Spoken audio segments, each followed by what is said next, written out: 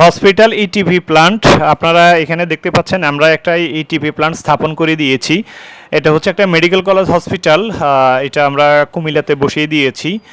তো দেখতে পাচ্ছেন এখানে এই যে কেমিক্যালগুলা মিক্সিং করা হচ্ছে, তারপরে মানে একটা ধাপ থেকে আরেকটা ধাপে পানি যাচ্ছে গিয়ে মানে কিভাবে কাজ করতেছে। তো আমরা এই ভিডিওতে দেখাতে চেষ্টা করেছি কোন ট্যাঙ্কি থেকে কোন ট্যাঙ্কিতে পানি যাচ্ছে, কিভাবে কাজ করতেছে, কেমিক্যাল কিভাবে মিক্স হচ্ছে, কিভাবে ডোজিং করা হচ্ছে, বিস্তারিত তথ্য আমরা এখানে তুলে ধরতে চেষ্টা করেছি।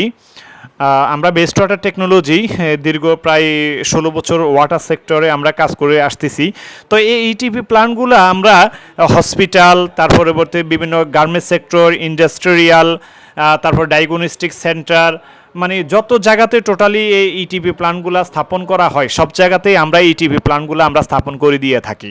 এখন এটার ক্যাপাসিটি হচ্ছে ঘন্টায় আমরা 1000 লিটার দিয়েছি। কেউ চাইলে ঘন্টায় 200 লিটার, ঘন্টায় 500 লিটার, 1000 লিটার, 2000 লিটার, 5000, 10,000, 1 লক্ষ, 2 লক্ষ, 3 লক্ষ, 5 লক্ষ, যে সাইজেরই হোক না কেন আমরা এই ইটিভি প্ল্যান্টগুলা আমাদের দক্ষ ইঞ্জিনিয়ারের মাধ্যমে আমরা সারা বাংলাদেশে স্থাপন করে দিয়ে থাকি। আপনারা জানেন ইটিভি প্ল্যান্ট কেন বসানো হয়। ইটিভি প্ল্যান্ট বসানো হয় এই যে হসপিটালের ক্ষেত্রে যদি হয় ব্লাডের যে পানিগুলা, সে পানিগুলা ডায়ালিসিস ইউনিটের পানিগুলা, ল্যাবের পানিগুলা, সেগুলো পরিবেশের অনেক ক্ষতি করে। তখন এই পানিগুলাকে পরিশোধন করে ব্যবহারের উপযোগীর মতো করে তারপর ড্রেনে ছেড়ে দিতে হয়, যার কারণে যেন পরিবেশের কোনো ক্ষতি না হয়। এই জন্য এই টিভি প্ল্যান্টগুলো করতে হয়। করার পরে পরিবেশ অধিদপ্তরের লোকজন আসবে, তারা ভিজিট করবে, দেখবে, দেখার পরে তারা এটার একটা ছাড়পত্র দিবে।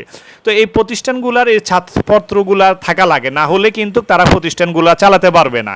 তো আমরা সারা বাংলাদেশে এই TP influent water treatment plant, STP, WTP এই প্ল্যান্টগুলো স্থাপন করে দিয়ে থাকি এবং কি পরিবেশের ছাড়পত্র সহ আমরা কাজ করে থাকি। আপনাদের যাদের প্রয়োজন তারা আমাদের সাথে যোগাযোগ করতে পারেন। তো আজ এই পর্যন্ত, সবাই ভালো থাকবেন। আসসালামু আলাইকুম, আল্লাহ হাফেজ।